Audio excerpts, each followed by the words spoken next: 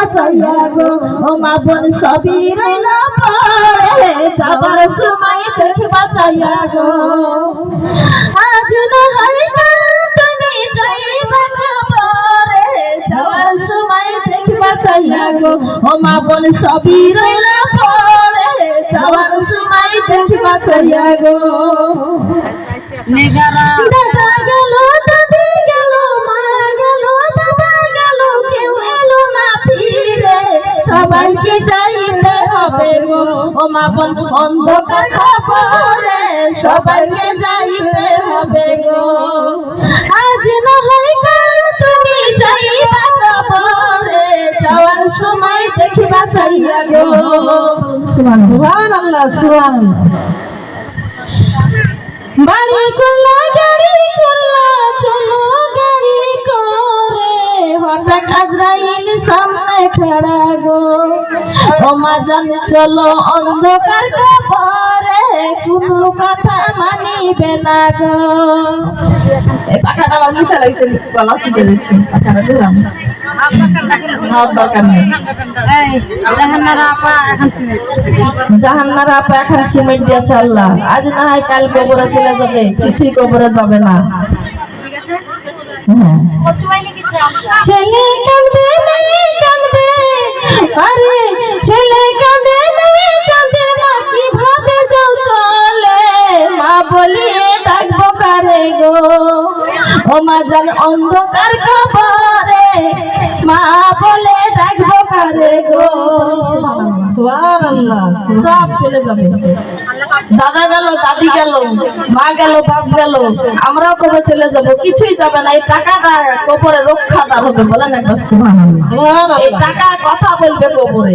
রক্ষাদার হবে একটা আমল তৈরি হয়ে কবরে কথা বলবে আমি তার আমল সে আমলটা করে যেতে হবে এখানে যত দান সদকা করবেন তত দান সদকাতে জীবনের গুনাহ মাফ হতে থাকবে তাকে আল্লাহ হিদায়াত দান করতে থাকবে নেকিকে চুরমার করতে নেকি গালাকে জড়ো করবে আর গুনাহকে চুরমার করে দিবে বলেন না সুবহানাল্লাহ সুবহানাল্লাহ আমার নবী কথাগুলো শেষ হয়নি আমার নবী মাথা উঠাচ্ছেন না যাতে বলল মা ফাতেমা যে আমার হাসান আর হুসাইনকে আমি তোমার উম্মতের জন্য কুরবানি করে দিলাম তখন জিবরাইলকে আমার আল্লাহ পাঠিয়ে দেবে বলছে জিবরাইল রে ও জিবরাইল তুমি যাও আর দেরি করো না আমার বন্ধুকে জানিয়ে দাও আমার বন্ধু জানে হাসান আর হুসাইনকে লইয়া বাড়িতে যায়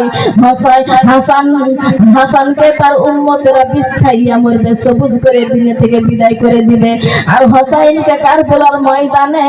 ফুরাত নদী বন্ধ করে দিবে দিয়ে তাকে গলাতে ছুরি চালিয়ে মারবে আমি আল্লাহ কবুল করে নিলাম ওই মা ফাতেমার ওই সন্তানের জন্য মায়ের দোয়া কবুল হয়ে গেছে সুবহানাল্লাহ কে দিবে আমি দিব তুমি দিবা আমি ধরেন এবার যুদ্ধের ঘটনা চলে আসলো আমার মা বোনেরা গো এই যে চেয়ারের উপর আমার নবীজি ওয়াজ করেছেন খুতবা দিয়েছেন সেই চেয়ার আবু বকর পাইলো আবু বকর সিদ্দিক যখন ইন্তেকাল হয়ে গেল তখন এবার পাইলো ওমর পাইলো বলেন সুবহানাল্লাহ তারপর আলী পাইলো 5000 টাকা দাতা নারায়ণ তাকবীর আল্লাহ আকবার বলতে হবে রকিয়া বিবি বলো নারায়ণ তাকবীর আল্লাহু আকবার ইয়া রাসূলুল্লাহ জিন্দাবাদ ইয়া গাউসে পাক জিন্দাবাদ নারায়ণ তাকবীর আল্লাহু আকবার 5000 টাকা দাতা নাম কি রকিয়া বেগম 5000 টাকা দিয়েছে এই 5000 টাকার বিনিময়ে আল্লাহ তার কবরটাকে তুমি আল্লাহ জান্নাতের একটা টুকরা বানিয়ে দিও আল্লাহ তা সে যেন কবরে যে জান্নাত যেন পেয়ে যায় আল্লাহ এই যে পীর সাহেবের রওজা মুবারকের উপলক্ষে 5000 টাকা দিয়েছেন আল্লাহ তুমি কবুল করো সুবহানাল্লাহ বলেন সুবহানাল্লাহ মা ফাতেমা দুইজন বেটাকে কুরবানি দিয়ে দিল আমরা 5 টাকা দিতে পারি না আল্লাহ রাস্তায় বলেন সুবহানাল্লাহ এবার আমার নবী তখন মাথা উঠে বলল হাসান রে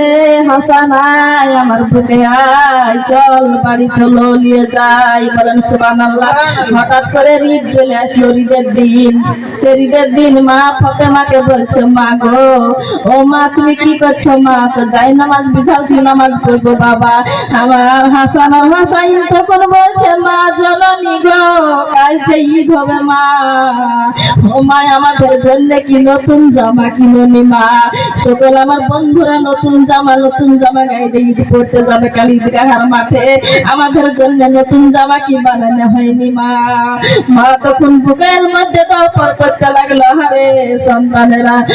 সত্যিকারই তো নতুন জামা তো আমি বানাতে দিইনি, একটা পয়সাও তো আমার ঘরে নাই, সব দিন চুলাতে আগুন জ্বলেনি, আমি কি দিয়ে আমি তোমাদের জামা বানাবো। সে কথা মনে মনে বলছে,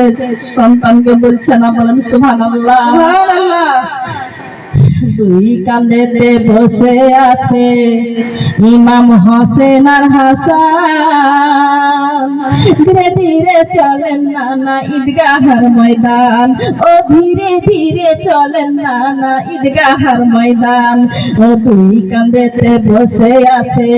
ইমাম হোসেন আর হাসান, ধীরে ধীরে চলেন নবী ঈদগাহের ময়দান, ওরে ধীরে ধীরে চলেন নবী ঈদগাহের ময়দান।